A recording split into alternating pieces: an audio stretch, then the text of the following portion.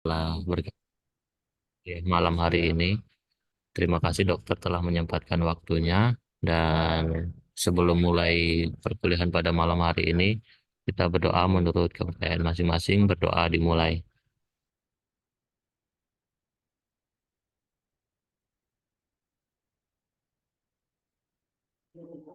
Berdoa selesai.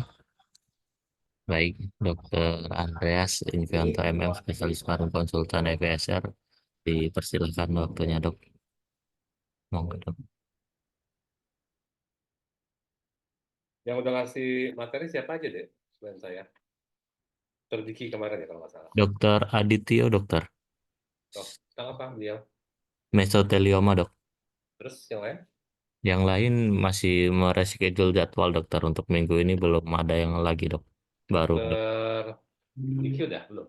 Dokter Diki masih belum bisa dok minggu ini sudah diingatkan 2-3 kali dokter minggu ini belum bisa beliau minggu depan mungkin dok akan dijadwalkan ulang. Oh ya, ingatkan kembali ya. Baik dokter. Oke, baik. Selamat malam, Dokter Adityo.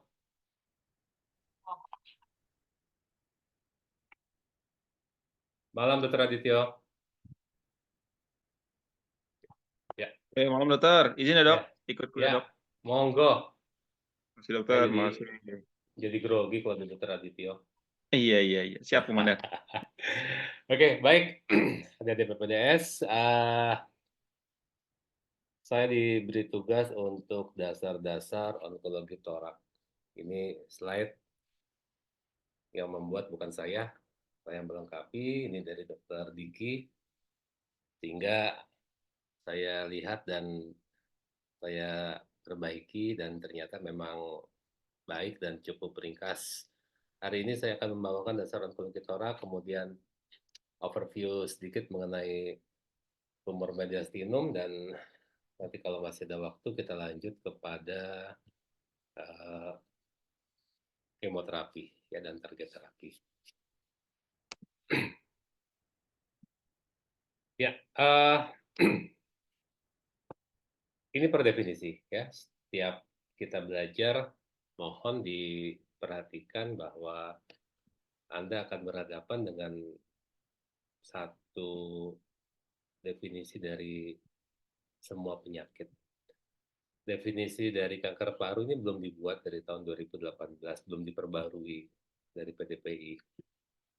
Meskipun kalau saya sendiri kurang begitu klop karena sudah banyak perubahan, tapi di sini kita masih bisa mengatakan bahwa baik dari Depkes maupun dari PDPI, per definisi kanker paru adalah kanker paru primer, tumor ganas yang berasal dari epitel bronkus atau karsinoma bronkus ya. Jadi kanker paru dalam arti luas adalah semua penyakit keganasan yang berasal dari paru sendiri sebagai primer atau dari sekunderi yang berasal dari tumor di luar paru. Yang menjadi statement nanti kalian kepada para pasien Anda adalah jangan pernah Anda mengatakan bahwa ini adalah cancer kalau Anda belum mendapatkan hasil dari biopsi atau histopatologis. Anda hanya boleh mengatakan tumor. Ya. Jadi diperhatikan bahwa yang kalian sampaikan kepada pasien dan keluarganya dan yang ditulis bisa berbeda. Untuk kepentingan diagnostik Anda bisa menulis kanker paru, suspek kanker paru, tapi pada penyampaian pada pasien Anda harus mengatakan tumor kalau Anda belum mendapatkan histopatologis. Tumor artinya bisa jinak, bisa ganas. Ya. Jadi jangan mengatakan ini kanker paru sebelum ada bukti tertulis ada di depan kalian. Ya, itu yang harus kalian pahami sebagai dokter paru yang akan menangani kanker paru. Epidemiologinya agak jadul 2020 karena 2022 udah ada yang baru. Tapi saya mau menunjukkan bahwa apapun peringkatnya tetap peringkat ke 5 besar. baik secara insiden, ya. Anda lihat di sini secara insiden tetap kanker paru tahun 2020 menurut Bulobuken 11,4, angka kematian 18,0 dengan kematian 9,9 juta, kemudian laki-laki dan perempuan 14,3 pada insidennya di laki-laki, dan pada laki-laki kematian mencapai 21,5%. Ya. Pada wanita kita bisa melihat di sini bahwa insidennya tetap peringkat ketiga, ya. 2022 peringkat kedua dari seluruh kanker pada wanita. Mortalitas kedua setelah breast cancer. Nah, dari hasil ini kalian nanti akan mengatakan bahwa kolaborasi itu penting dengan bagian lain. Kita hanya menangani kanker paru. Anda akan berpikir bahwa lihatlah di insiden. Ada kolorektal, ada breast, ada prostat, ada yang kedua Anda bisa lihat liver, kolorektal, leukemi, serviks, yang nantinya akan mengarah kepada paru. Jadi, apapun kankernya akan berakhir di paru. Ya, karena definisi kanker paru adalah kanker paru yang berasal dari primer dan sekunder. Jadi jangan hanya kalian mengatakan ini kanker paru punya saya. Kanker ovarial, meta, ini adalah punyanya Opgen. Saya nggak mau menangani. Ya, tapi metastasisnya adalah tanggung jawab kalian. Chamame, metastasis ke payudara, ada apa? Metastasis dari chamame ke efusi pleura atau ke paru juga adalah tanggung jawab kalian. Ya, terakhir, ya prostat dari kemo, kemudian gambarannya gambaran pulmonary metastasis, dan saya minta untuk dilakukan bronkoskopi dan ternyata ditemukan tumor intralumen. Hasil keluar squamous. Hasil PA dari prostat adeno. PPDS nanya, dok, kalau kayak gini siapa yang jadi primer? Siapa yang sekunder? Ya, itu perlunya MDT. Kita akan duduk bareng, kita mencari tahu siapa yang menjadi primer, siapa yang sekunder, atau jangan-jangan ada double primer pada satu pasien ini. Ya, itu yang menjadi concern kita, bahwa apapun kansernya, meta di paru adalah jawabannya nanti. Ya, ya, ini ujian masuk kalian dulu. Masih ingat berdasarkan histologi adeno-CA, squamous, large cell, dan small cell. Adeno-CA tipikalnya adalah masanya di perifer. Jadi kalau Anda mengambil fungsi pleura, kebanyakan dapatnya adeno. Cepat bermetastasis ke hepar, ke tulang, ke brain, dan sering pada pasien dengan underlying disease. Kemudian ada juga yang squamous. Ya. Pada squamous cell CA, itu di tengah. Gampangnya adalah squamous ini tipikal histopatologisnya sama seperti trachea ke bawah dan bronkus, sehingga banyaknya di endobronchial sentral. Kebanyakan ada hemoptysis, ada post-obstructive pneumonia, dan atelektasis. Ya. Ada juga large cell, ya. Large cell CA ini berdiferensiasi sangat jelek dan terletak di perifer. Beberapa pasien dengan small cell ini yang merupakan momok bagi kita dokter paru, karena kita harus bergerak cepat secara klinis sangat agresif pada di sentral, menyebar ekstensif ke mediastinum, cepat ke ekstratorak, paradopaksi sindrom, dan merupakan salah satu kanker paru yang cepat mematikan. Jadi begitu Anda menemukan small cell, saya sudah wajib untuk dalam waktu kurang dari seminggu kita sudah memutuskan mau diapain sih pasiennya, ya. Itu kalau kita menemukan small cell.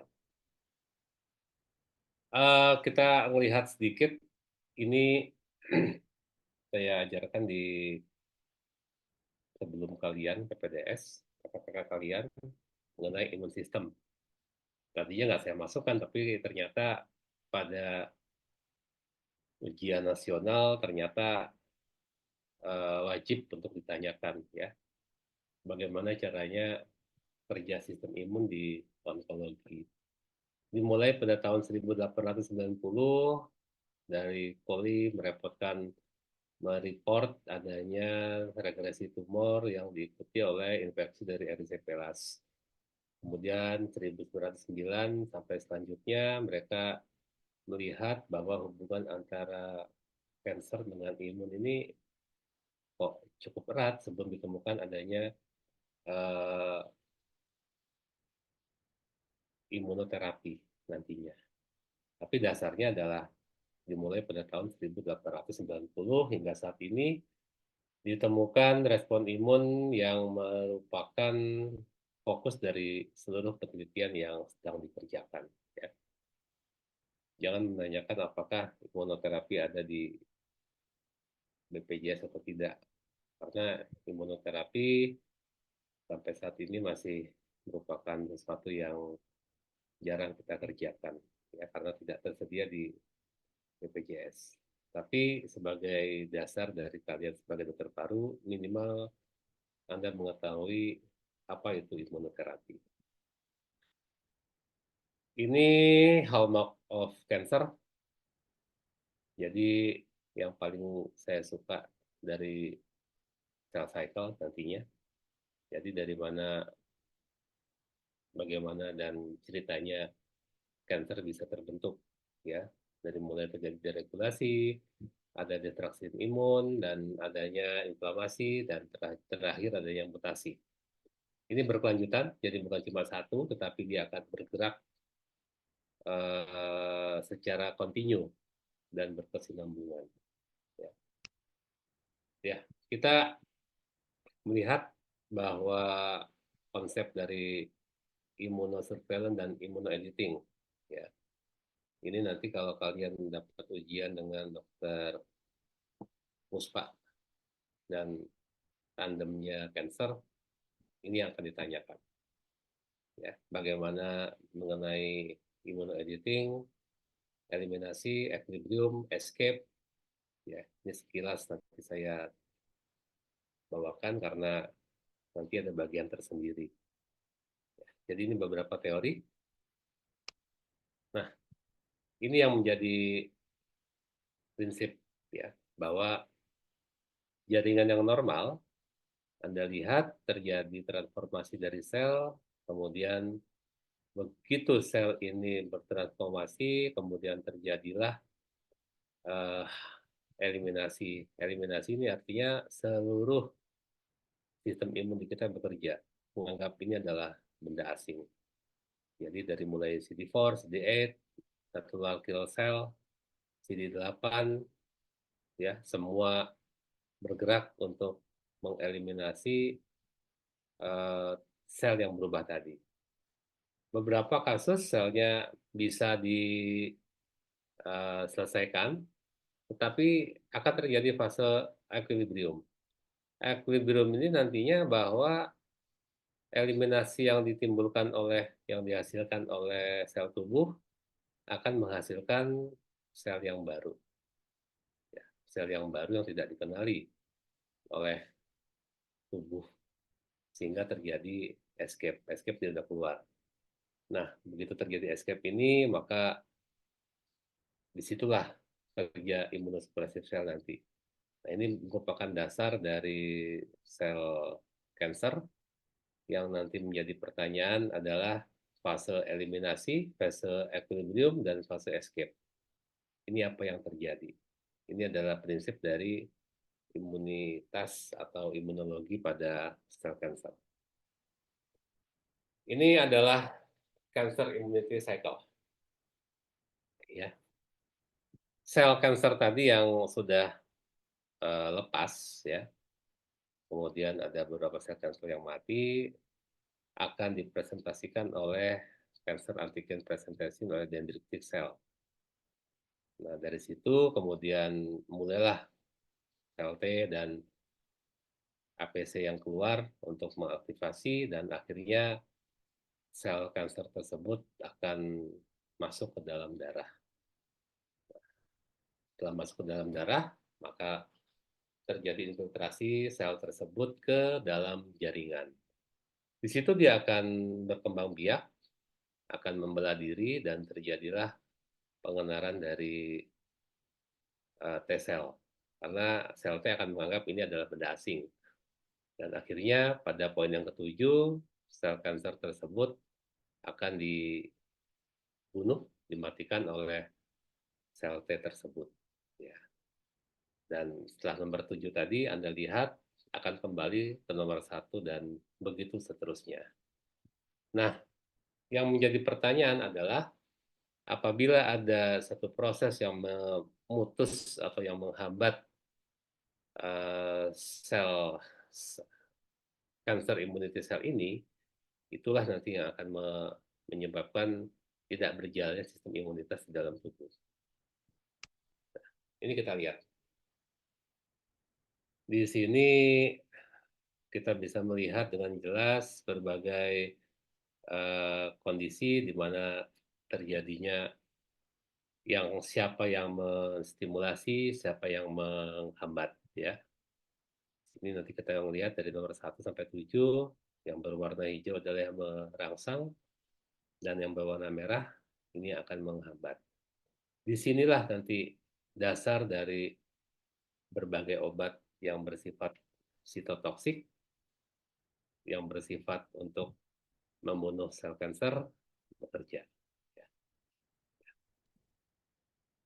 Ini pada imun escape, ya.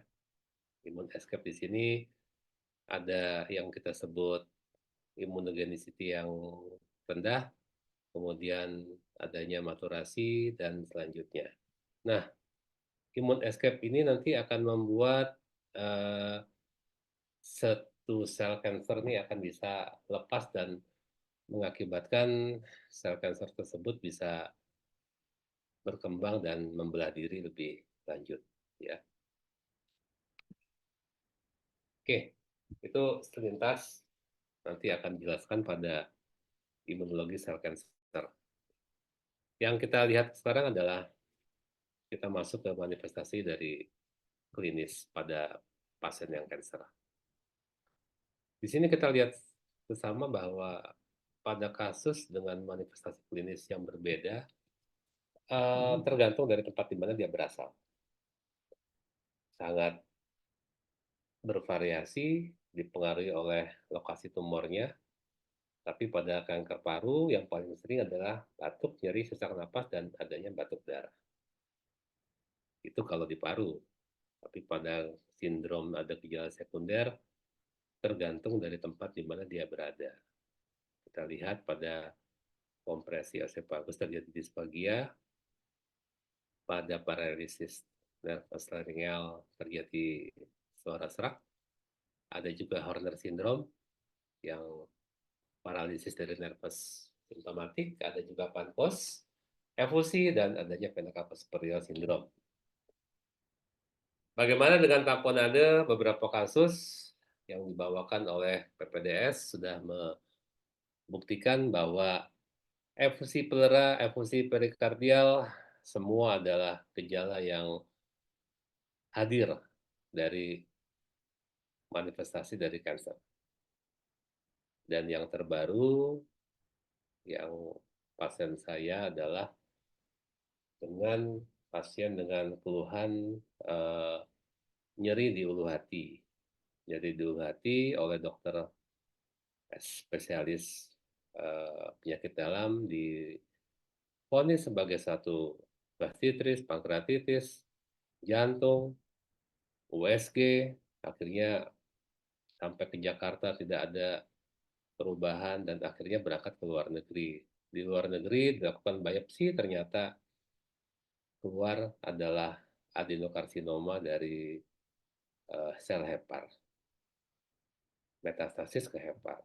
Dan dokter menelusuri ternyata ditemukan primer di paru.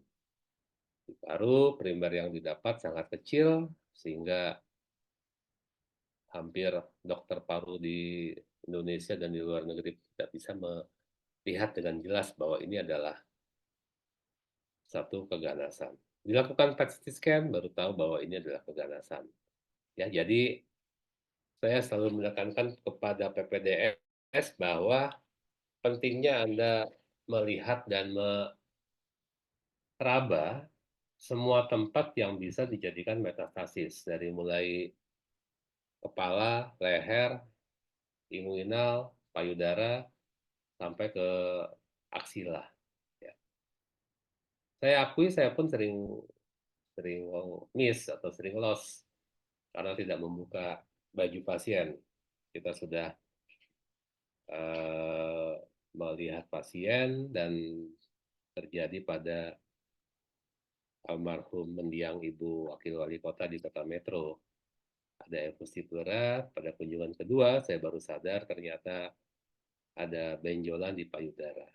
Ya, jadi saya menghimbau kepada semua PPDS untuk memeriksa head to toe secara baik dan benar pada semua pasien yang Anda periksa. Jangan karena Anda dokter paru, maka Anda berfokus kepada paru saja. Ya. Bagaimana manifestasi yang tersering? Ini Anda bisa lihat pada tabel 2, bahwa ada primary tumor, ini gejalanya, dan ada penyebaran intratorak, dan ada penyebaran yang ekstratorak. Ya, harus dipahami bahwa pada pasien dengan suara serak pun Anda harus curiga bahwa ini adalah uh, paresa dari nervus laryngeal atau nervus recurrent superior, biasanya di situ. Staging, ada staging yang terbaru yang masih uh, rencana akan dikeluarkan oleh NCCN, tapi seperti biasa setiap ada staging yang baru ada perdebatan di NCCN sebelum dikeluarkan. Yang menjadi perdebatan paling sering adalah untuk urusan N2 dan N3. Tapi at least sekarang Anda harus mau punya satu aplikasi NCCN di smartphone kalian, sehingga edisi 8, edisi 9 akan bisa segera kalian temukan. Ya, dan sangat gampang, menurut saya sangat gampang untuk memasukkan. Anda mendapatkan T-nya berapa, masukin 3 cm, N-nya berapa, masukin, dan akan keluar TNM. Tapi pada ujian nggak bisa. Ya, jadi biasakan mengetahui T berapa, N berapa, hanya dari CT scan atau ronsen misalnya, kalau memang belum dilakukan CT scan, sehingga Anda bisa membuat satu kesimpulan bahwa ini adalah stadium 3, ini adalah stadium 4. Ya. Pemeriksaan fisik sudah dibahas tadi bahwa tergantung besarnya tumor. Jika tumornya kecil, bisa normal. Kalau besar, bisa terjadi atelektasis. Saya agak sedikit mungkin overdiagnose, tapi bagi saya itu satu hal yang harus saya kerjakan. Jadi semua benjolan di paru, saya akan minta pasiennya untuk evaluasi untuk 3 bulan ke depan kalau memang pasiennya tidak bisa saya kerjakan thorax CT scan. Jadi semua benjolan di paru harus dievaluasi, jangan sampai Anda miss atau loss dari pasien tersebut. Ada gambaran atelektasis, Anda harus minta pasien datang kembali 3 bulan dan lakukan pemeriksaan ronsen torak minimal. Atau Anda bisa kerjakan pemeriksaan CT scan misalnya, tanpa kontras yang murah. Dari situ Anda bisa melihat apakah ini mengarah kepada suatu keganasan atau tidak. Ya. Nah, ini sedikit menyinggung dari screening lung cancer. Pemeriksaan penunjang yang masih kita pakai sampai hari ini adalah foto ronsen torak, ya. Tapi mohon maaf dengan segala hormat, NCCN 2022 dan di luar negeri sudah tidak ada lagi rekomendasi foto torak untuk screening kanker paru. Oh, jadi nggak dipakai lagi, dok? Dipakai, tapi untuk keadaan emergensi silakan. Tapi bukan untuk screening kanker paru. Screening menggunakan LDCT. LDCT adalah low dose CT dengan dosis radiasi 22% dari dosis CT standar. Keakuratan sama dengan CT dosis standar untuk mendeteksi nodul paru. Dan semua merekomendasikan pada individu yang resiko tinggi kanker dilakukan screening ketahuan dengan menggunakan LDCT. Ya, pada mereka yang resiko tinggi, perokok, memiliki riwayat orang tua atau kanker sebelumnya, dianjurkan untuk melakukan LDCT. Ada lagi yang baru adalah CT DNA, ya. Maaf, CT circulating Mirna, ya, bukan CT DNA. Circulating microRNA ini adalah biomarker untuk mendeteksi dini dari diagnosis kanker paru. Jadi dapat mengidentifikasi individu dengan resiko tinggi kanker paru yang asimptomatik dan membedakan lesion malignan dan nodul jinak tertampak pada LDCT. Tapi setelah dikerjakan RDCT. Jadi prinsipnya kurang lebih sama seperti ctDNA. Ya, diyakini bahwa adanya MIR 155, 197, dan 182 dia akan bersirkulasi dalam darah sehingga dapat ditangkap oleh pemeriksaan tersebut dan akan dapat mengidentifikasi apakah pasien tersebut resiko tinggi atau tidak untuk terkena kanker. Ya. Kalau CT DNA kan dia menangkap dari DNA dari sel kanker tersebut. Lalu ada untuk diagnostik, sebelum kita mulai, kita harus sepakat bahwa pada kanker paru kita masih berdasar dari PA, histopatologi. Jadi bukan dilakukan kemoterapi karena kecurigaan kanker, tapi tidak menemukan dari jenis sel kanker. Jadi harus ada diagnosis dari jaringan histopatologi. Ya. Kedua, staging. Ketiga, biomolekuler. Keempat, pemeriksaan fungsional evaluation. Dan kelima, baru kita akses pengobatan. Ya. Nah, yang menjadi titik utama untuk diagnostik untuk di paru adalah jenis pemeriksaan harus dimulai dari yang paling non-invasif ke invasif. Jadi jangan mulai dari yang invasif dulu, kemudian besok yang non-invasif, invasif lagi, jangan. Selalu dimulai dari tindakan yang paling tidak invasif. Ya. Pemeriksaan radiografi, fotohistologi, ya, LDCT atau HRCT atau PET scan, dan bone scan atau MRI. Itu termasuk yang non-invasif. Yang invasif bagaimana? Yang invasif ya tentunya bronkoskopi, endobronchial ultrasound, ya, autofluorescence bronkoskopi, kemudian percutaneous transthoracic needle biopsy, mediastinoskopi, mediastinotomi, dan biopsi kelenjar limpa. Dan yang terakhir adalah PATS dan torakoskopi, dan kita juga mesti memahami bahwa tingkat lahir dari modalitas invasif adalah surgery, yaitu torakotomi. Ya, jadi jangan berpikir bahwa torakotomi adalah selesai, tapi itu adalah satu hal yang terakhir kalau kita nggak dapat. Jadi step-stepnya adalah yang paling tidak invasif dan yang pasif yang terakhir. Kemudian untuk prinsip diagnostik dari cancer sendiri, yang pertama adalah alat diagnostik yang rutin dikerjakan adalah sputum, bronkoskopi, kemudian dengan biopsi dan transbronchial needle aspirasi, lalu melakukan core biopsi dan FNAB, torakosintesis, mediasinoskopi, dan PATS dan biopsi. Dan kalau kita lihat dari NCCN 2022 sudah ada alat diagnostik yang memberikan strategi penting pada biopsi, yaitu IBAS, ya, kemudian EUS, navigational bronkoskopi, dan robotik bronkoskopi. Ya.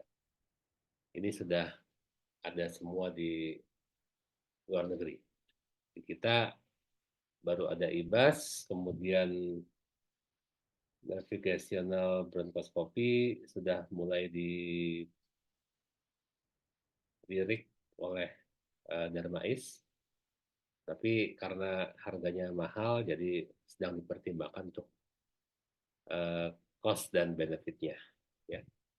Strategik diagnostik masing-masing pasien berbeda, tergantung dari ukurannya, lokasinya, apakah mediastinum dan komorbid. Tentunya pada pasien yang jantung kita tidak bisa lebih agresif dibanding pasien yang tidak punya sakit jantung. Pada pasien yang TB dengan adanya cancer juga kita juga perbedaan dan penanganan juga akan berbeda, ya. Jadi langkah yang diambil untuk kanker paru pada stadium 1 dan sampai 3 sebaiknya dibuat bersama-sama dengan radiologis torak, intervensi, dan BTKP. Ini berdasarkan NCCN, ya. Nah, ini salah satu contoh pada pemeriksaan CT scan didapatkan massa di sebelah kiri dari pasien, ya. Sementara kalau Anda lihat di ronsen torak polos, itu kayaknya arkus aorta, dok, ya. Tapi ternyata ada gambaran massa di situ, ya. Dan ini pada nodul solid pada LDCT dengan kecurigaan infeksi. Ya, kalau kita mau jujur, kita nggak bisa semua pasien kita TB-kan, ya. Jadi jangan ini TB, ini tuh TB, jangan, ya. Kita harus paham bahwa tidak semua pasien kita buat sebagai tuberkulosis dengan asumsi bahwa TB adalah penyakit nomor 1 di Indonesia, ya. Ini adalah kerjaan kalian, ya, sehari-hari. Ya, kita bisa lihat di situ pada efusi pleura, baik yang sebelah kanan, yang masif, atau yang sebelah kiri, tapi ini adalah yang harus Anda kerjakan di rumah sakit atau selama Anda menjadi PPDS, ya. Sudah ada USG, bisa dipakai. Kami dulu nggak punya USG, sehingga mengandalkan pemeriksaan fisik, dan saat ini sudah punya USG dipelajari bahwa berapa sentimeter, berapa cc kurang lebih cairannya, sehingga kita bisa estimasi dan kita bisa kerjakan untuk torasentesis. Ini prosedurnya torasentesis, ya, saya rasa juga sudah dikerjakan oleh kalian, sudah harus mahir, ya. Prinsipnya adalah mengeluarkan cairan dan jangan lupa untuk membuat sampel. Saya nggak tahu sekarang di Rumah Sakit Abdul Muluk, tetapi di tempat kami masih menganut bahwa pada efusi pleura saya akan mengirimkan cairan sebanyak-banyaknya, kurang lebih 1 liter atau 1,5 liter kepada bagian PA. Jadi mereka akan lebih senang untuk mendapatkan sampel yang banyak, sampel yang besar pada kasus biopsi misalnya. Jadi kami sepakat di Metro bahwa yang dikirimkan adalah sampel dari efusi pleura yang banyak. Ini ada masa solid di sini, kita lihat di kanan belakang posterior, sehingga kalau saya lakukan tindakan bronkoskopi ya bisa sih, tapi saya nggak mau hanya bronkoskopi, saya akan minta untuk melakukan tindakan biopsi juga. Ini adalah gambar dari CT scan torak dan bronkoskopi, dan ternyata ini adalah massa intraluminal, ya.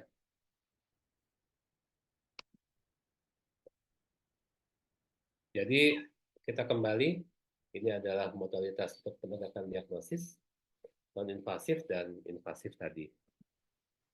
Nah, di sini kita bagi merupakan menjadi 4 jenis, karena ya ini adalah dasar bahwa ini adalah satu hal yang nanti akan kalian kerjakan step-stepnya. Jadi bronkoskopi, transbronkial aspirasi, dan transbronkial lung biopsi. Dan kalau memang tidak memungkinkan, Anda bisa melakukan tindakan melalui IBAS, biopsi, lalu transaksi dengan aspirasi atau biopsi dan fluoroskopi, ya kalau ada. Nah, ini USG torak yang dikerjakan, dan Anda harus dapat meyakinkan bahwa ini juga ada FC, juga ada massa yang bisa kita pertimbangkan untuk fluoroskopi. Ini adalah tindakan TTNA USG guiding. TTNA sebaiknya memang dikerjakan menggunakan CT scan, tapi dengan kondisi CT scan di rumah sakit yang kosnya mahal dan harus mengantri, sehingga alternatif untuk dilakukan TTNA USG guiding menjadi salah satu modalitas diagnostik yang baik yang bisa kita kerjakan. Ya. Lebih cepat, kita bisa mengetahui kedalaman juga, kita bisa mengetahui apakah ada pneumotorak atau ada hematotorak dari tindakan yang kita kerjakan. Ya.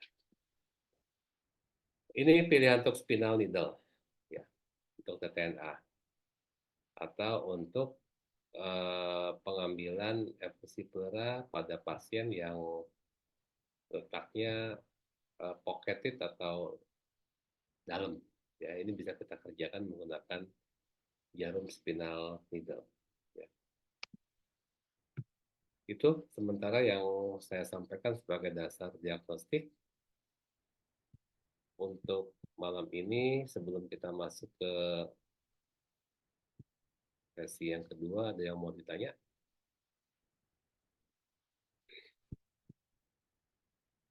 Monggo, silakan. Ini dasar, jadi silakan mau bertanya apa saja mengenai dasar dari tindakan atau diagnostik dari onkologi toraks.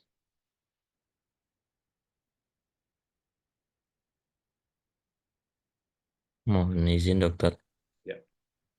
tanya mengenai tentang diagnostik dari onkologi toraks ini.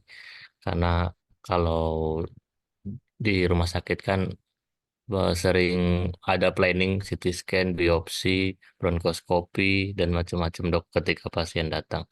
Itu yang lebih kita dahulukan itu sebaiknya modalitas yang mana ya dok? Ya, Mohon arahnya dok. ya. Eh, saya akan menjawab secara teoritis. Teoritis, Anda tindakan dari diagnostik adalah untuk mendapatkan jenis dari eh, sel kanker atau histopatologi dari seseorang. Eh, saya akan menggunakan modalitas modalitas pemeriksaan yang bisa saya kerjakan sesegera mungkin. Anda berhadapan dengan kasus kanker paru di mana pada stadium 3 atau 4 umurnya nggak akan lebih dari 6 bulan. Anda harus bergerak cepat, jadi saya akan minta pemeriksaan secara fisik untuk melihat, meraba, menilai apakah ada yang bisa saya tusuk. Itu kalau saya. Saya akan periksa leher, saya akan periksa kepala, saya akan tanya di mana benjolan yang bisa saya ambil. Tolong beri saya benjolan, saya bilang begitu kepada PPDS di Metro. Dok, clear. Kalau clear, saya akan minta pemeriksaan yang bisa saya kerjakan. USG, untuk melihat apakah ada efusi. Uh,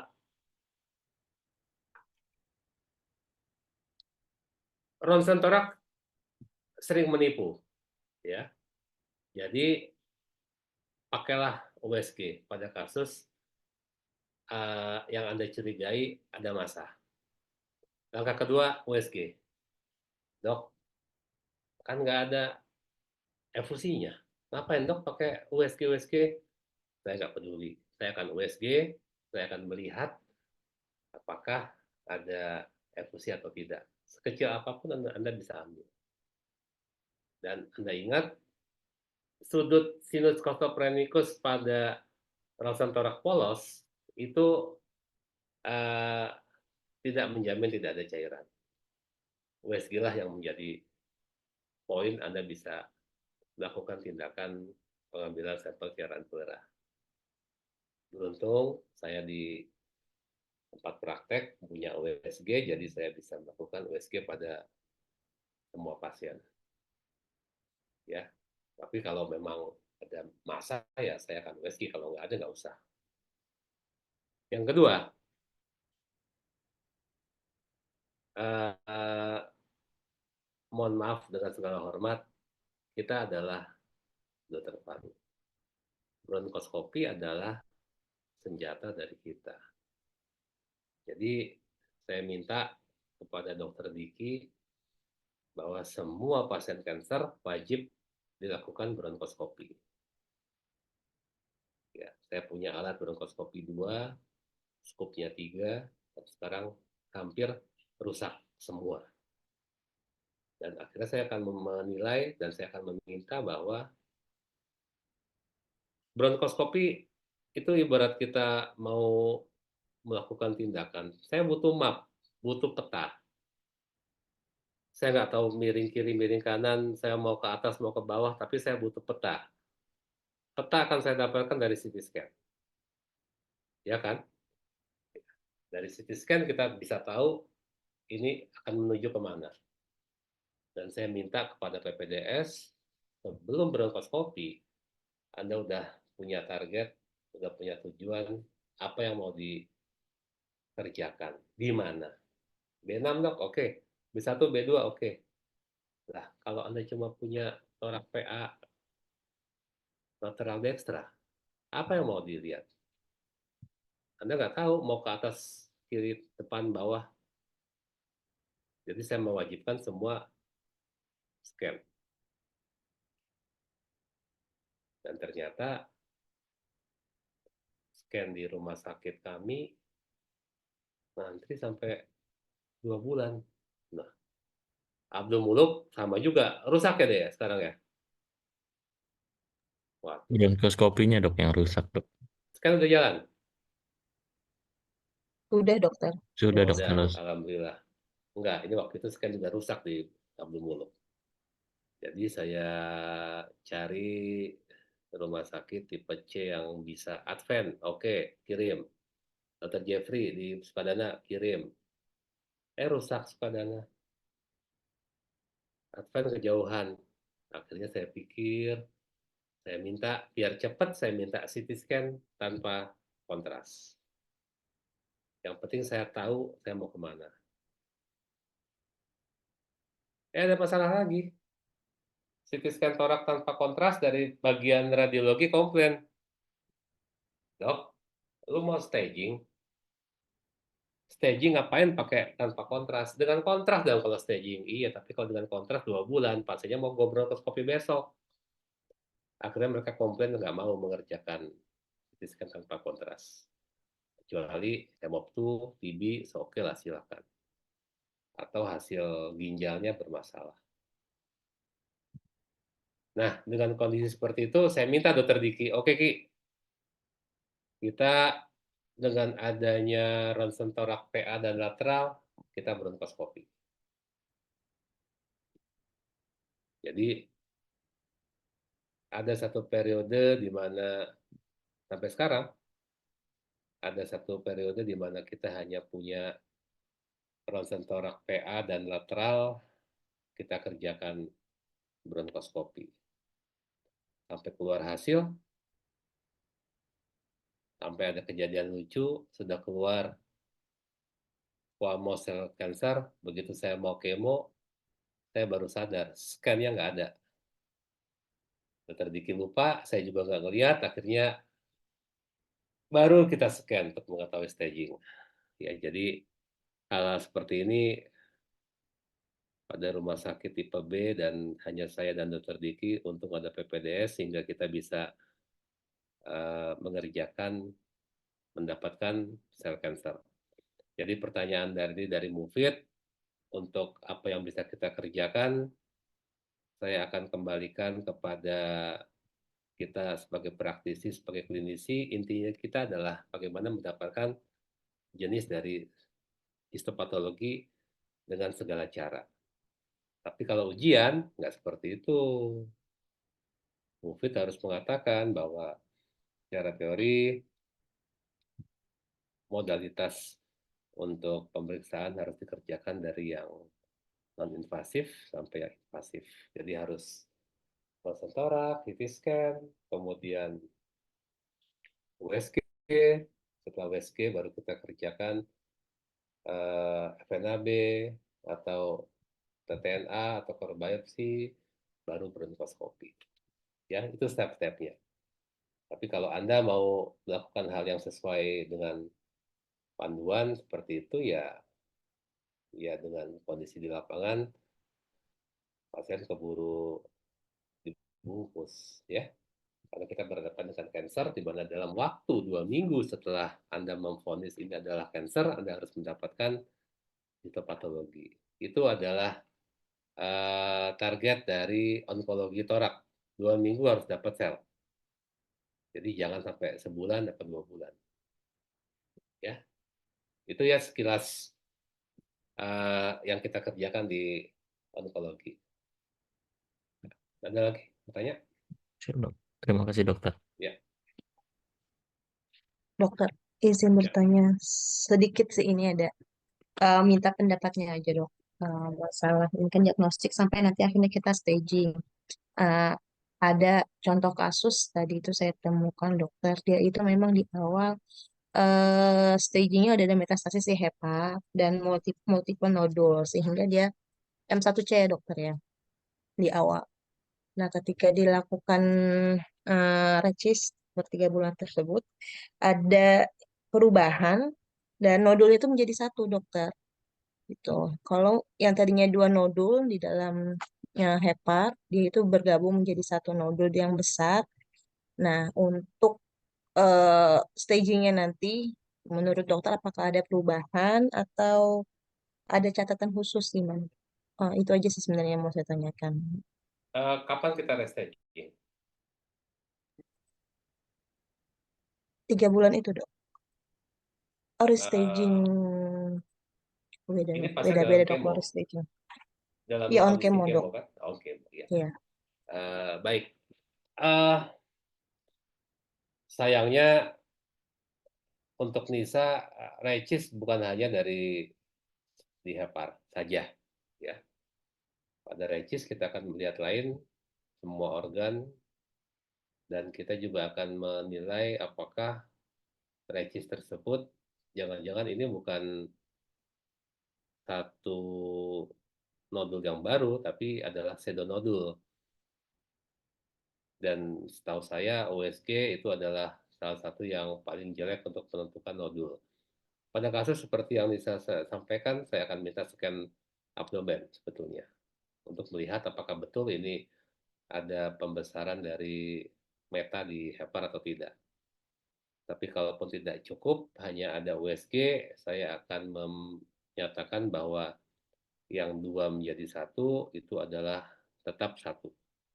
Tidak ada penambahan dari nodul.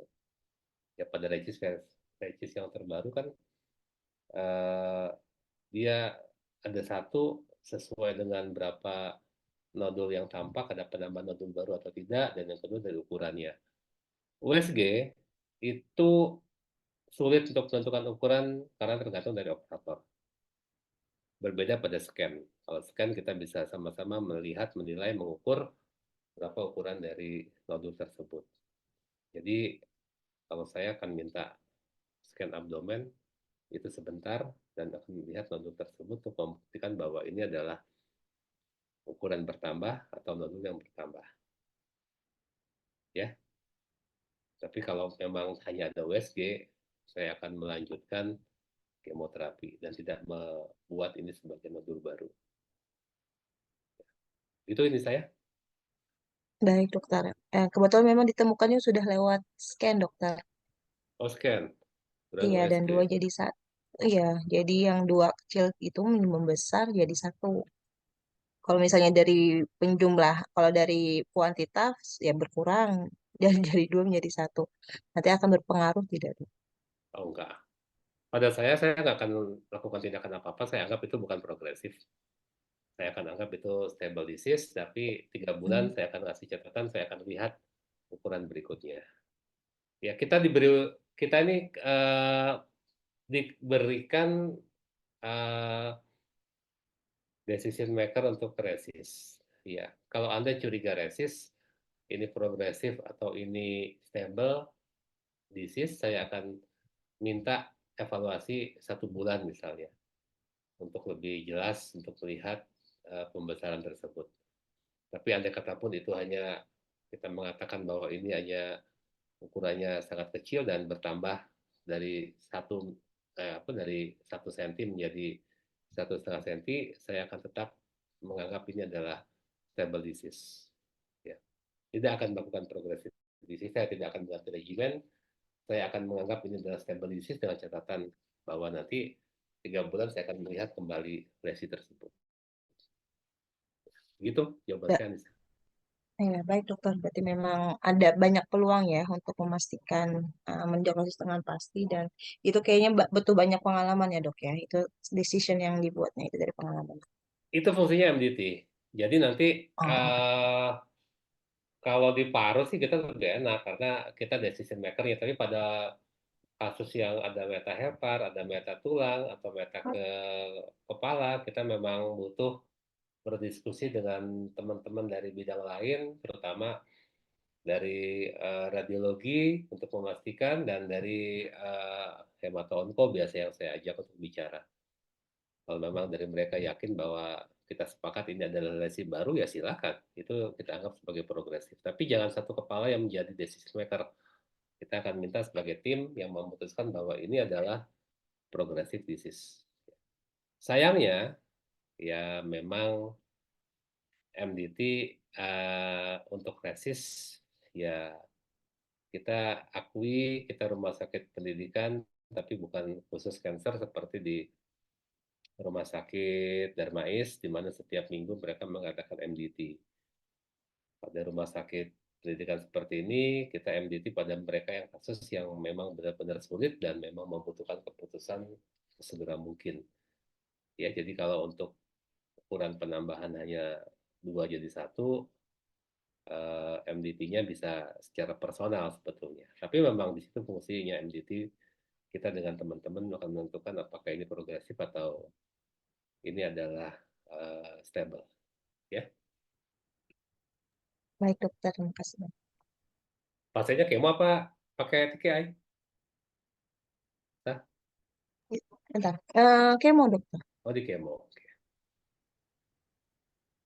oke, ada mau nanya lagi?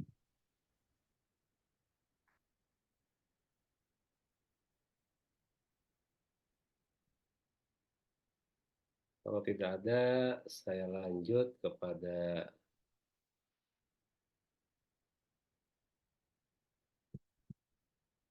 tumor. Maaf.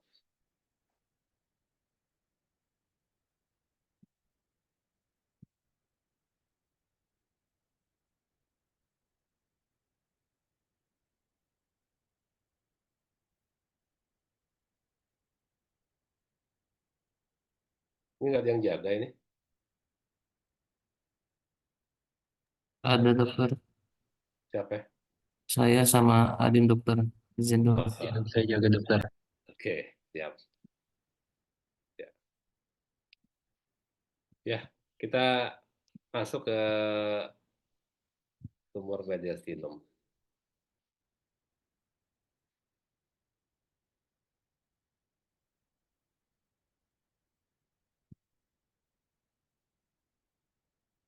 Tumor mediastinum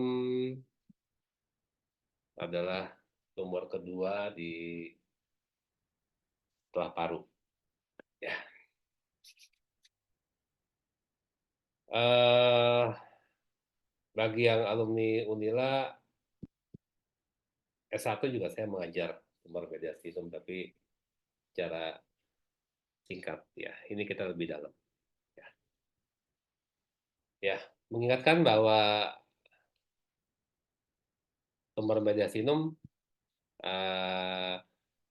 adalah satu celah, satu rongga di antara paru-paru dan jantung. Dia peringkat kedua setelah kanker paru, tumor mediastinum, lalu metastasis tumor di paru dan tumor dinding dada, kemudian mesotelioma. Per definisi adalah tumor yang tumbuh di bagian mediastinum. Ya, jadi ada di antara tulang dada dan tulang belakang. Yang menjadi sakit kepala adalah ini ada di anak sampai orang tua. Lebih luas ya. Beda pada dewasa, kita cuma tahu kanker paru, tapi pada anak-anak sudah ada tumor mediastinum. Ini pembagian ya. Kalau ini nggak hafal, saya kembalikan ke sarjana kedokteran, koas, malah kuliah semester 4. Ya, karena ini adalah anatomi. Pembagian tumor mediastinum dibagi ada yang 3, ada yang 4 ya. Anterior, inferior, maaf, anterior, mediastinum medius, posterior, dan ada yang superior. Batas depannya adalah sternum, batas belakang adalah tulang belakang, bawah diafragma, di atas adalah thoracic, pintu masuk outlet dari thoracic cage ya. Thoracic cage adalah dari mulai clavikula, kemudian manubrium sterni sampai ke pintu masuk dari tulang belakang di atlas ya. Itu adalah thoracic cage outletnya. Itu harus paham, dan yang menjadi isinya tergantung dari anatomi. Ya, anterior itu isinya ada jantung, ada timus, timoma, yang mediastinum medius banyak dari pembuluh darah besar, yang di superior ada juga tiroid, yang di belakang rata-rata adalah tulang belakang dan clavikula. Maaf, saraf ya. Bentar, ada konsulen pneumotorak. Bentar itu ya.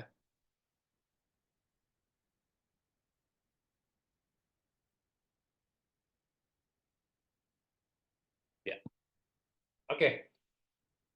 Eh, secara garis besar dibagi tiga, anterior, medius, dan posterior. Isinya udah Anda bisa lihat dari aneurisma sampai tiroid, dan yang di medius dari mulai kista, limfoma, yang di posterior dari mulai aneurisma sampai neurogenic tumor. Kalau saya mengatakan pembesaran dari hepar, saya mengatakan bahwa tumor mediastinum medius pada ronsen torak. Kemudian oleh dokter Bisar di scan, keluarnya adalah aneurisma aorta. Maka diagnosis akan berubah menjadi aneurisma aorta. Tapi diagnosis awal adalah tumor mediastinum medius. Sampai sini setuju ya? Anda jaga, Anda dokter jaga, menerima pasien, ini gede banget ini, ada tumor di tengah. Dari foto torak PA ya, Anda buat tumor mediastinum medius. Besoknya scan. Oh ternyata yang saya anggap tumor mediastinum medius ini adalah aorta, aneurisma aorta yang gede banget, sehingga pada foto ronsen torak polos ini persis sama seperti tumor mediastinum medius. Kita sepakat itu tidak salah ya, karena diagnostik dari torak polos PA dengan scan adalah dua hal yang berbeda. Ya, jadi jangan takut Anda mengatakan di awal, dok ini tumor, tapi ternyata diagnosis keluarnya bukan tumor, ini adalah aneurisma aorta. Ya, ini kita sepakat bahwa itu bukan satu kesalahan. Ini adalah dua hal yang berbeda, modalitas pemeriksaan dari radiologis torak dengan scan. Ya, kita masuk ke data dari tumor mediastinum. Ini saya ambil dari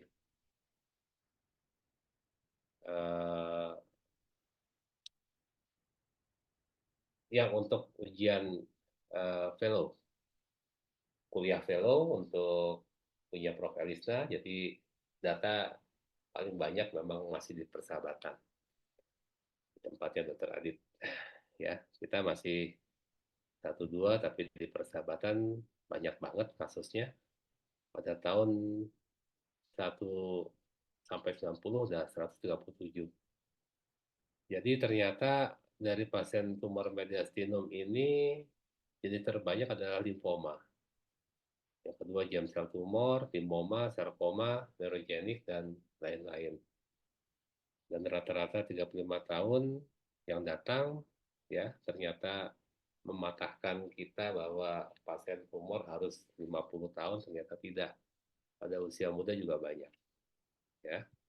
Jadi tolong diperhatikan bahwa pentingnya diagnosis awal dari ronsen torak PA polos adalah seperti ini. Curiga benjolan, curiga massa, kerjakan pemeriksaan scan. Ya, hasilnya nanti ternyata bukan tumor, itu bukan satu kesalahan Anda, tapi Anda menilai dari satu dari ronsen torak, satu dari scan. Ya, jangan takut. Di sini kita bisa melihat ternyata memang paling banyak timoma dengan usia rentang 18 tahun sampai kita lihat sampai di atas 70 tahun ya. Tapi small cell juga ada. Anda lihat bahwa ini hiperplasia Ada small cell kurang lebih 67, ya. Ada small cell juga sering bermetastasis ke mediastinum. Gejala ya tentunya batuk, sesak napas, nyeri dada, suara serak, stridor, berat badan menurun, dan adanya edem wajah. Ya. Ini penyulit. Nah, penyulitnya sudah kita tahu bahwa PCSS, ya, obstruksi jalan napas besar dan efusi pleural yang masif. Ini kurang lebih sama. Lalu pada timoma juga ternyata kita bisa melihat bahwa ada hubungan antara gejala klinis dengan timoma. Ya, timoma tergantung dari ukurannya. Ya, setelah menggunakan stadium bukan TNM, menggunakan Masoka, kemudian kita akan melihat apakah pasien tersebut bisa dilakukan kemoterapi atau radioterapi, dan ada tempat untuk surgery. Ini bermacam-macam tumor mediastinum. Anda yang paling gampang adalah melihat bahwa pada tumor mediastinum itu garisnya adalah tegas. Beda pada yang tumor paru terjadi sunray appearance atau sudutnya juga berbeda. Ini Anda lihat dia jendol-jendol. Jadi pada tumor mediastinum dia bukan seperti sunray, tapi berbentuk sebagai satu benjolan. Ya, ini bermacam-macam jenis.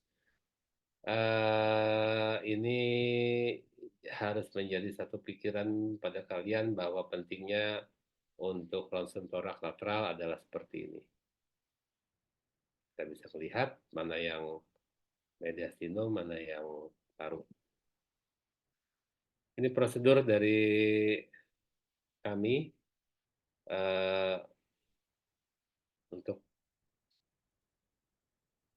pendidikan SP1 dan SP2 dari onkologi, bahwa tumor mediastinum harus dilakukan bronkoskopi juga, ya. Jadi jangan dipikir kalau pasiennya tumor mediastinum tidak perlu dibronkoskopi, wajib. Dari pemeriksaan fisik, KGB, superficial massa, retina biopsi, lihat apakah ada miastenia gravis, dan tumor marker yang sering lupa adalah LDH, AFP, dan beta HCG. Ya, ini dikerjakan. Prosedurnya pastikan aman, tidak ada kegawatan. Ya. Jadi kalau kegawatan masuk ke sisi yang kiri, kita selesaikan dulu radioterapi, kemudian ada efusi, diselesaikan efusi, baru kita lanjut proses diagnosis. Ya. Saya tidak bisa komentar kalau nanti ada yang menanyakan, dok, kalau pasien datang dengan Vena-Cava syndrome, apakah bisa langsung dilakukan radioterapi tanpa menunggu hasil PA? Ya. Di tempat saya dulu pendidikan, PCSS adalah tindakan sito. Jadi tidak perlu menunggu hasil biopsi. Itu di tempat saya kuliah dulu. Jadi saya nggak mau komentar apakah harus nunggu PA-nya dulu atau tidak. Ya, tapi itu adalah kegawat daruratan dari onkologi torak. Ya. Kemudian kita juga membagi tumor mediastinum menjadi non-neoplastik dan neoplastik. Ya, non-neoplastik ada mediastinal, aneurisma aorta, dan lain-lain yang jinak nggak perlu diapa-apain sebetulnya. Atau yang neoplastik, ada timoma, germ cell tumor, neurogenic carcinoma, dan limfoma mediastinal. Nah, kita bahas dulu mengenai timoma. Ini yang paling sering, ya. Timoma itu adalah timus. Semua orang punya timus, tapi dengan bertambahnya waktu, timus akan mengecil. Yang menjadi permasalahan adalah kalau timusnya nggak mengecil. Dan dia akan tetap bertahan, sehingga menyebabkan terjadinya timoma. Nah, ini adalah salah satu contoh dari timus di jantung, ya. Dan ini adalah gambaran histopatologis, ya, di mana yang Anda lihat ini adalah timosit, ini adalah gambaran dari timoma. Nah, kriteria dari WHO mengatakan bahwa jenisnya dari A sampai C, ya, yang AB campuran. Jadi kalau mendapatkan hasil PA dari sejawat patologi anatomi timoma tipe AB, ya berarti campuran. Itu adalah secara histopatologi, ya. Staging menggunakan Masaoka, ya. Staging Masaoka, kalau nanti ujian, meskipun nanti sudah ada yang terbaru menggunakan TNM, tapi ada beberapa dosen yang senior masih menggunakan Masaoka staging, ya. Untuk pengetahuan ini juga wajib harus tahu. Masaoka dibagi 1 sampai 4B. Ya sebetulnya kurang lebih sama sih sebenarnya. Tapi namanya Masaoka Koga, ya. Ini yang kita lihat state-nya dari mulai ukuran tumor, ukuran lymph node-nya, dan metastasis, ya. Jadi pada staging timoma dibagi 1 sampai 4B. Ya, ini yang terbaru. Jadi kita akan melihat apakah pasien tersebut layak kemo atau layak untuk dilakukan operasi, ya. Ada kiriman dari Rumah Sakit Abdul Muluk kemarin, stadium 3B, 3B atau 3A, ya. Dia tipe AB, timoma, dan menolak untuk operasi. Performanya bagus, dia nggak mau operasi, dia hanya minta untuk di kemoterapi. Ya, jadi saya kok ingat ini ada timoma, dan insya Allah nanti hari Senin kita kerjakan kemoterapi, ya. Timoma banyak, ya, ternyata yang mendapatkannya susah, tapi lumayan banyak sebetulnya. Ini di pusat persahabatan, dan kebanyakan laki-laki usia 50 tahun rata-rata, dan keluhan utama adalah respirasi. Ini penyulitnya. Paling banyak adalah nggak ada penyulit. Kedua adalah efusi dan miastenia gravis. Ini molecular profiling of timoma dan tipe karsinoma, ya, sehingga begitu pasien tersebut ditegak timoma, maka akan ada pemeriksaan dari profiling molekuler. Tapi sampai sekarang kita nggak pernah kerjakan karena memang tidak ada di Lampung. Kita langsung kemoterapi. Dan ternyata juga ada beberapa mutasi baik EGFR dan TP53 pada timoma. Ini yang akan membuat pasien tersebut bisa mendapatkan target terapi.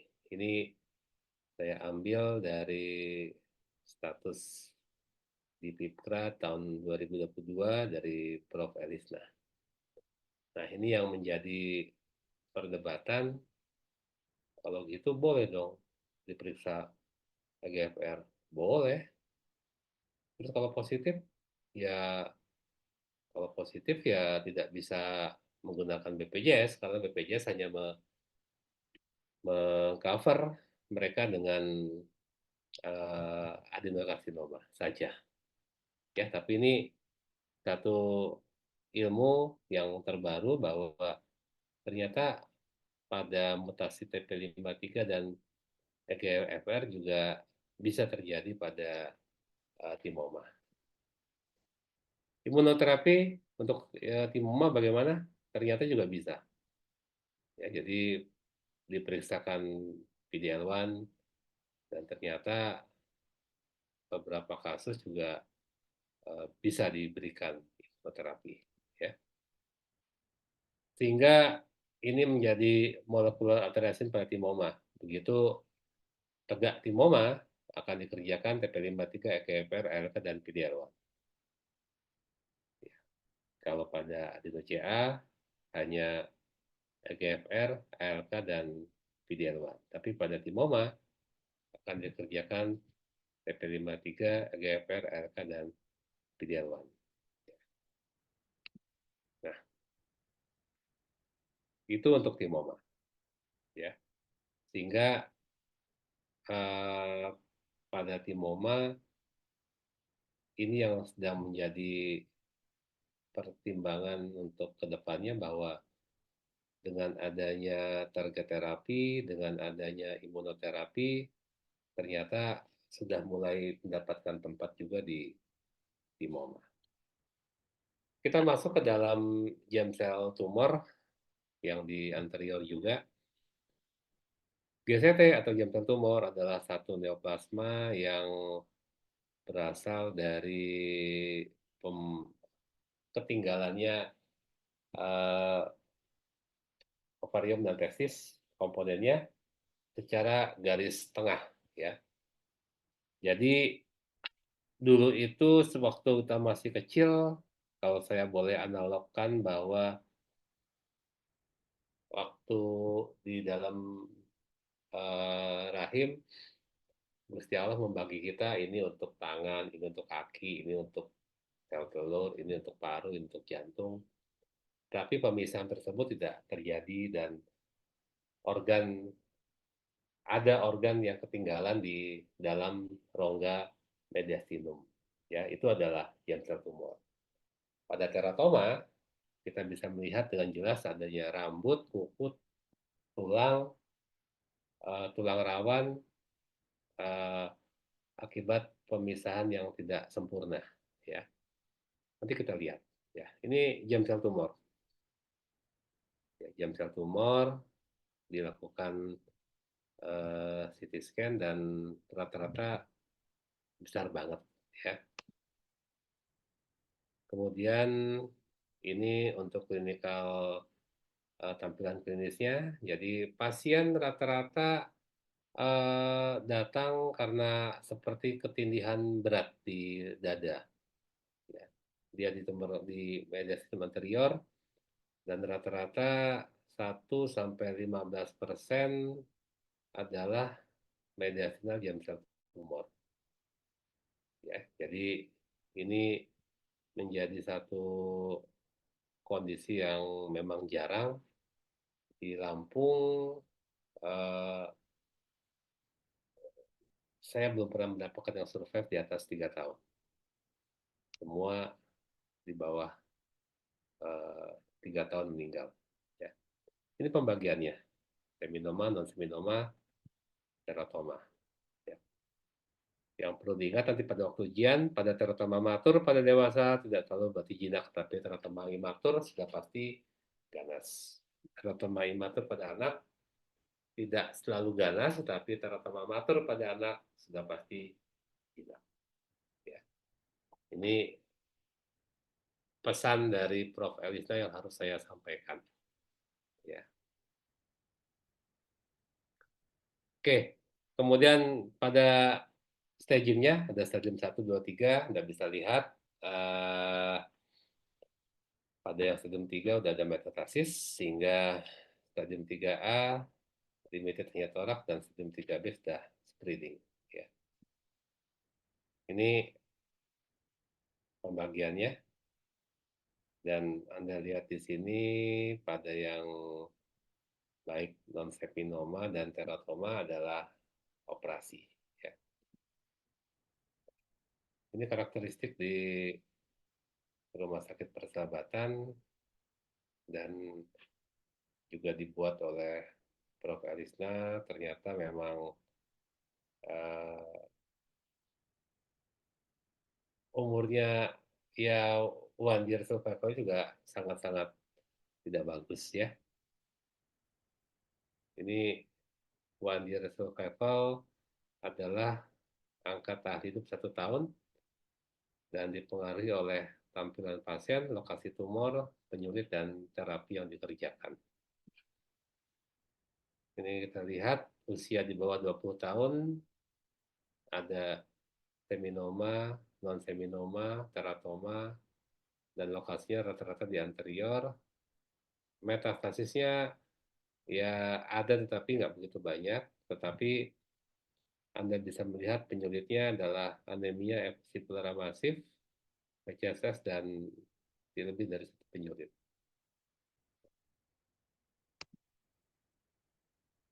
Angkatan hidup setahun 41,67% yang mendapatkan terapi standar memiliki angkatan hidup di atas 50% ya. Terapinya yang bisa bertahan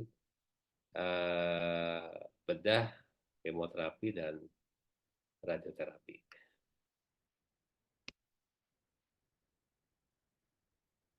Kita masuk ke tumor berikutnya, tumor neurogenik. Ya, neurogenik tumor adalah tumor yang terletak di belakang mediastinum dan hampir seluruhnya adalah ganas, ya. Terutama dari kecil dan pada dewasa juga ada seperti selaput atau selubung dari tumor dan ganglion yang ditemukan pada populasi dewasa. Ini jenis-jenisnya neurogenik tumor dari saraf tepi, dari simpatik, dan dari paraganglion. Nah, ini hampir 80% berasal dari tulang belakang.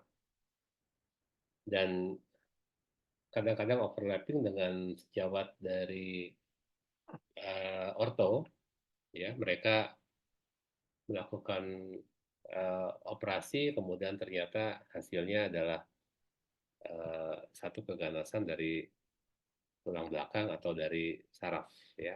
Ini hampir 80-90% adalah ganas, ya. Di sini sebagai kesimpulan bahwa tumor mediastinum ini jarang, tetapi jenis kanker terbanyak keganasan rongga-toraks setelah kanker paru. Ada 3 yang harus kalian pahami, yaitu limoma, germ cell tumor, dan limfoma yang banyak ditemukan. Ya. Limfoma masih overlapping dengan sejawat dari penyakit dalam. Apakah ini milik penyakit dalam atau milik paru? Sampai saat ini limfoma maligna atau Hodgkin lebih banyak ditangani oleh mereka karena membutuhkan tindakan yang lebih agresif. Tapi kalau di Rumah Sakit Ahmad Yani kami tetap dilibatkan untuk penegakan diagnosis dan menangani komplikasi di paru. Tapi tetap leadernya dari mereka. Di Rumah Sakit Persahabatan sudah dimulai bahwa penanganan kasus limfoma maligna juga sudah ditangani oleh Thoracic Oncology. Itu sekilas mengenai tumor mediastinum. Barangkali ada yang mau ditanya. Silakan.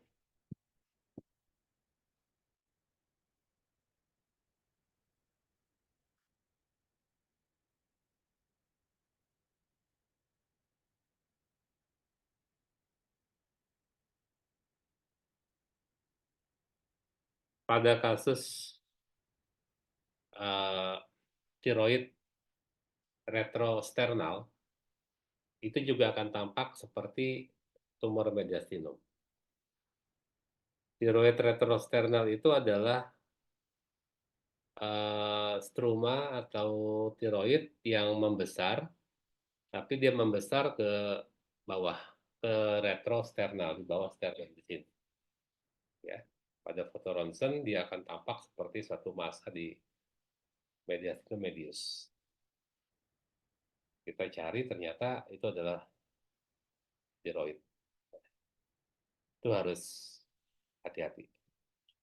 Kenapa? Karena Anda akan melakukan bronkoskopi, nggak dapat apa-apa. Ternyata dia adalah tiroid yang membesar yang ke bawah. Ya. Oke, ada yang mau tanya mengenai tumor mediastinum?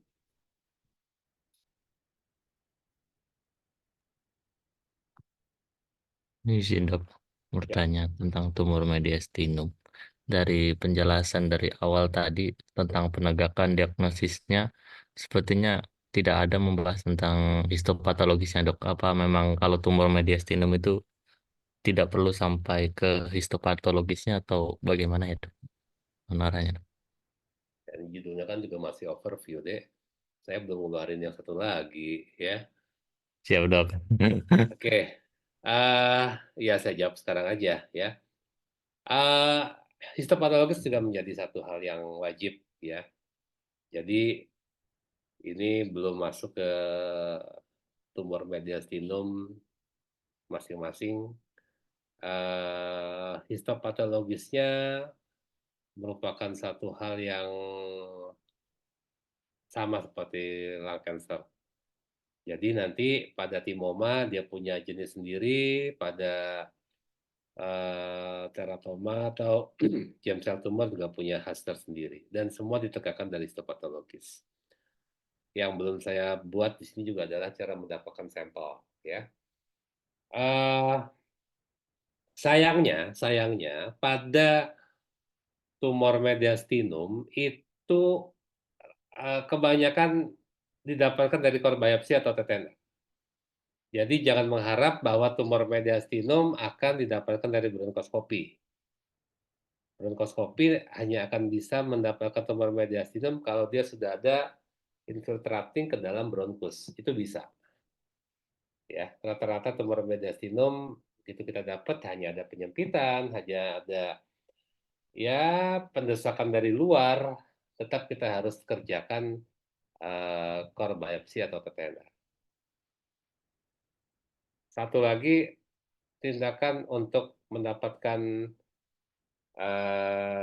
gold standar dari tumor mediastinum adalah dengan dikerjakan mediastinoskopi. Ya, tapi udah lama nggak dikerjakan karena ribet. Lebih baik core biopsi atau TTNA atau open sekalian oleh jawat BTKV sehingga kita mendapatkan jenis yang lebih jelas. Ya, jadi jangan berpikir bahwa semua tumor mediastinum akan bisa didapatkan dengan bronkoskopi. Itu dibuang jauh-jauh karena secara anatomi bronkoskopi adalah di bronkus. Selama tidak ada infiltrasi ke dalam bronkus, nonsense, nggak akan dapat hasil di situ. Ya, Baik dokter, terima kasih dok. ada lagi? Izin bertanya dokter. Oh ya, Din, Eh, kan? jadi berkaitan dengan kanker paru juga dengan tumor mediastinum. Kalau misalnya kita sudah misalnya selesai sekolah spesialis paru, kan ranah kami yang spesialis paru dan mana ranah yang lebih lanjut untuk spesialis paru eh, konsultan onkologi toraks untuk dalam penanganan kanker paru ataupun dengan tumor mediastinum. Dok. Terima kasih. Iya. Eh, Artinya adanya konsultan di sini sebetulnya itu adalah penambahan kompetensi. Jadi tindakan yang dikerjakan mengenai eh, penegakan diagnosis itu bisa dikerjakan oleh kalian. Penegakan diagnosis itu juga kompetensi dari semua dokter spesialis paru. Kemoterapi dan target terapi apakah hanya bisa dikerjakan oleh dokter spesialis paru konsultan? Anda pun boleh melakukan, ya. Kalau kompetensinya ada. Ya, contohnya nanti ada tindakan fellow atau mengambil SP2 kalau sudah spesialis paru. Kalaupun tidak ada yang namanya onkologi board atau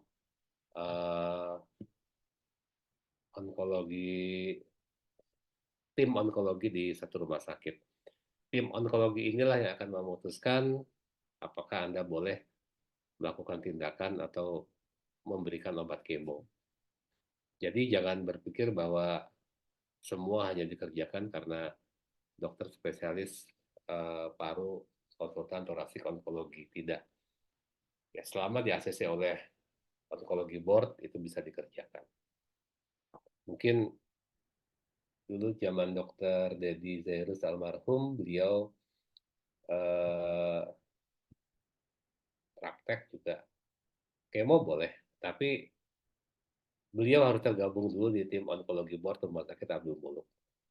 Jadi selama yang bersangkutan terdaftar di bergabung dalam kelompok yang menentukan kemo, maka dia boleh melakukan tindakan kemoterapi atau pemberian target terapi pada pasien-pasien dengan license dari onkologi board ini. Ya. Nah, timbul permasalahan nantinya di kita. Ini siapa sih yang berhak untuk melakukan tindakan? Ya. Apakah hanya intervensi ataukah semua dokter spesialis paru? Ya, saya akan jawab semua boleh mengerjakan tindakan bronkoskopi atau melakukan tindakan core biopsi. Itu memang kompetensi dari semua dokter spesialis paru. Ya, jadi jangan takut, apapun yang ada di kompetensi itu harus dikerjakan dengan baik. Ya, itu jawaban saya. Jadi itu nantilah kalau sudah selesai. Ya, tetapi semua yang kalian terima, semua yang kalian pelajari harus bisa. Ya. Terima kasih dokter. Oke, ada lagi yang mau nanya? Nanti saya minta sesi berikutnya ya untuk penanganan dari target terapi, kemoterapi, itu masih banyak, masih butuh satu pertemuan lagi nanti. Akan Siap, kita Dok. jadwalkan kembali ya. Yang hari ini memang saya kebagian hanya 2, yaitu dasar-dasarnya, dan satu lagi adalah overview. Overview itu cuma ngintip doang, nggak sampai dalam. Nanti pada semester berikutnya kita akan lebih jelas lagi tadi yang udah Dr. Mufid tanyakan. Ya. Baik, dokter. Bisa tenan katanya lo? Masih harus baca lagi dokter, cuman eh, izin bertanya dok kalau begitu dok. Untuk yang tumor mediastinum yang bagian posterior sama medial itu pemeriksaan yang bisa, kalau tadi kan mediostomi itu khusus yang anterior ya dok, seperti itu dok. Kalau yang medio dan posteriornya bisa dilakukan pemeriksaannya apakah dok? Ya open lah. Mau diapain? Open, Enggak, jadi gini.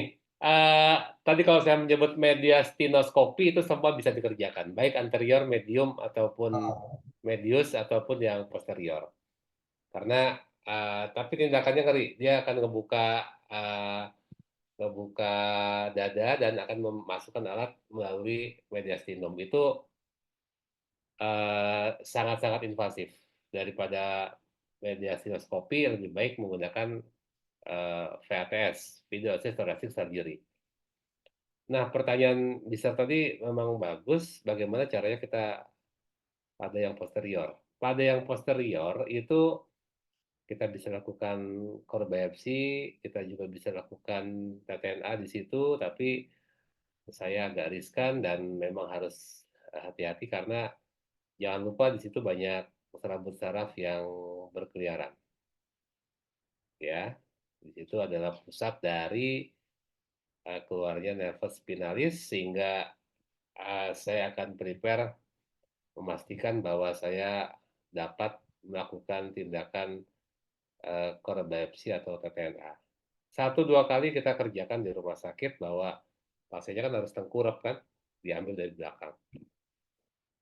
Kalaupun tidak bisa, saya akan minta ROSE. Oh ya, saya lupa. Ada ya satu tindakan namanya ROSE, Rapid On-Site Examination, ya, ROSE. ROSE dulu kita sering kerjakan bareng-bareng dengan dokter spesialis PA. Jadi saya melakukan tindakan pengambilan sampel, di samping saya ada dokter spesialis PA yang siap menerima sampling dari saya. Saya biopsi, cetek, saya berikan dengan posisi masih nancep si core biopsinya, dia akan melihat, dok kurang, ambil lagi. Dok cukup, selesai. Dia lakukan rapid on-site di samping saya, membawa mikroskop, jadi langsung di quick count, di quick, maaf, dia akan melakukan pengecekan cepat dan melihat apakah sampel yang saya dapatkan sudah cukup atau belum. Nah itu ROSE namanya, ya sudah jarang kita kerjakan, tapi ya karena lagi-lagi BPJS, tapi pada kasus yang sulit kita masih minta sejawat PA untuk datang, kita sama-sama ROSE pada kasus yang pasiennya umum misalnya, sehingga kita jangan sampai 2 kali 3 kali coblos, ya. Jadi pasiennya di situ ternyata juga saya baru tahu setahun terakhir ini bahwa biopsi FNAB itu bisa dikerjakan di tulang.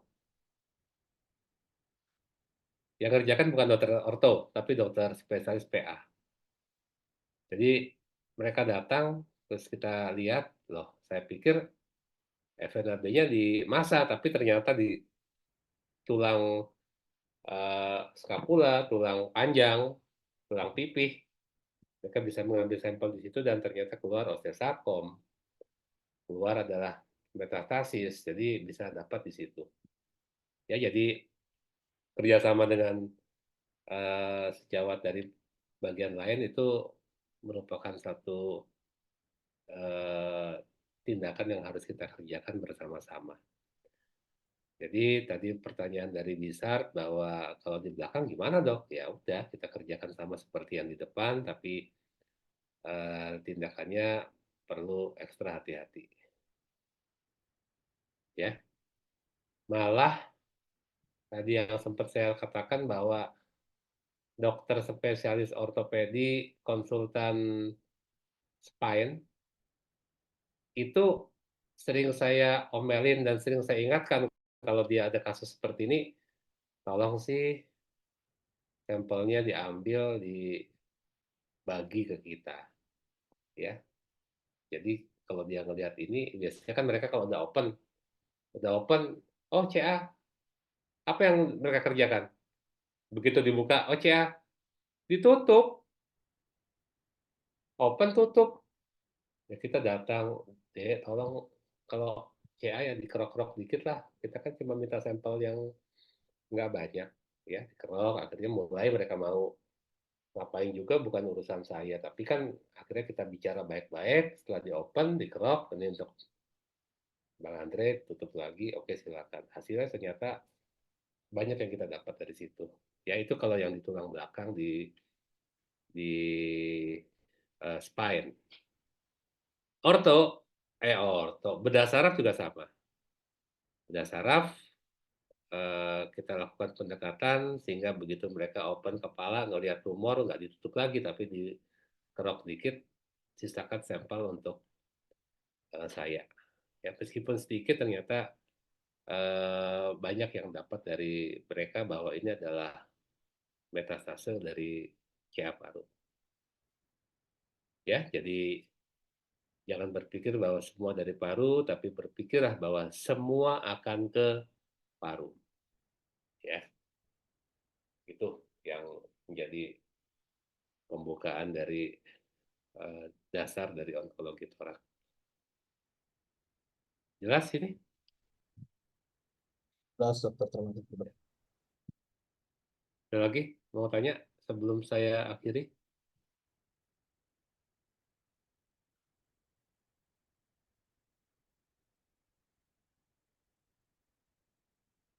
Udah mulai ke ini kan, ke ruangan kan kalian?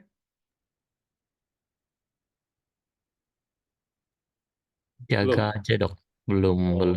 ke ruangan dok. Kalau jaga ya dok.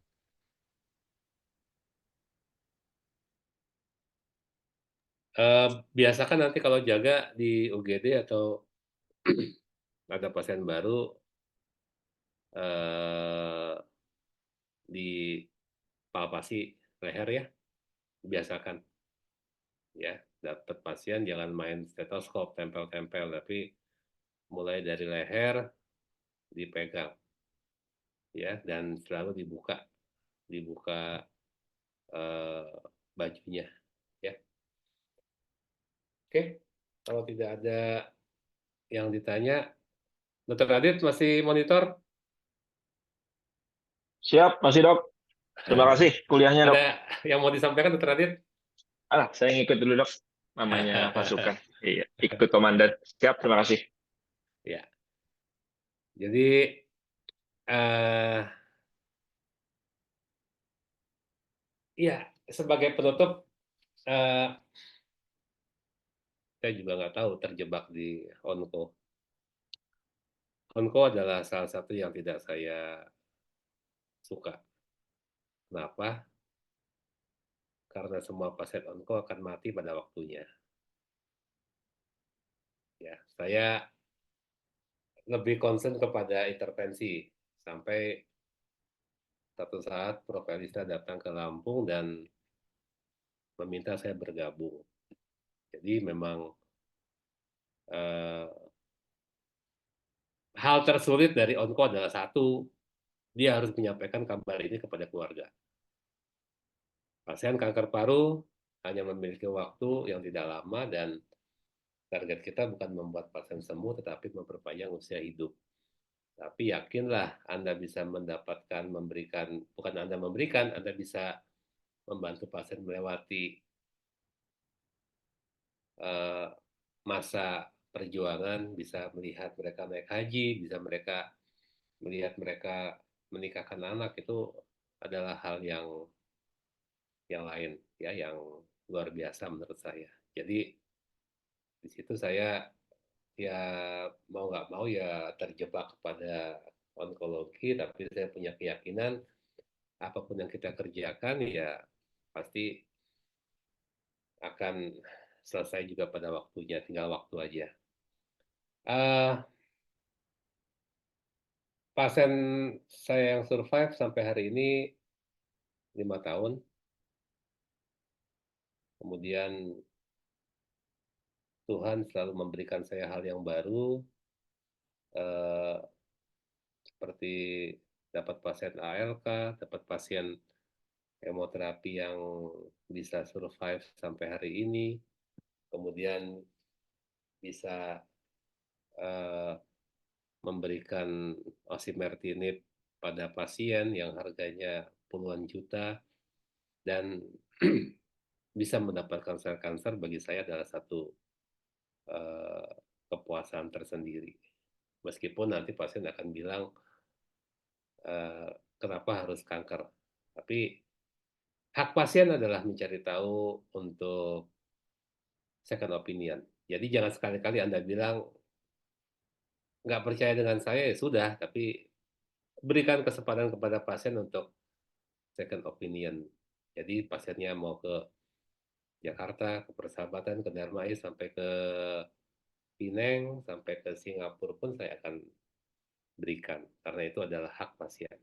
Ya, oke, itu mungkin dari saya yang bisa saya sampaikan sebagai pendahuluan di hari ini. Nanti akan kita lanjut kepada eh, yang berikutnya, akan kita jadwalkan kembali ya.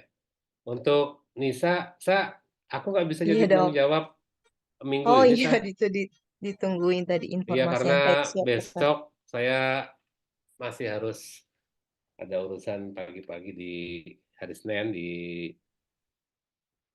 bank. Kemudian Rabu Kamis juga ada acara di apa kurikulum. Saya harus pagi-pagi menyelesaikan pelayanan di Metro. Jadi mohon maaf nanti di jadwal yang berikutnya. Tapi tanggal 22 sampai tanggal 27 saya juga izin cuti. Jadi mungkin nanti Agustus lah kalau mau. Ya, Siap, dokter. Jadi catatan kami. ya, ya, Ya, baik, dokter. Terima kasih banyak infonya, ya. dok.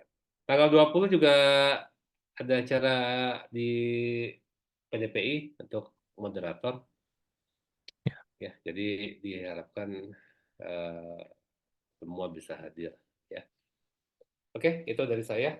Saya kembalikan kepada dokter. Siapa tadi yang buka? COVID ya? Iya dok. Ya, silakan COVID ditutup.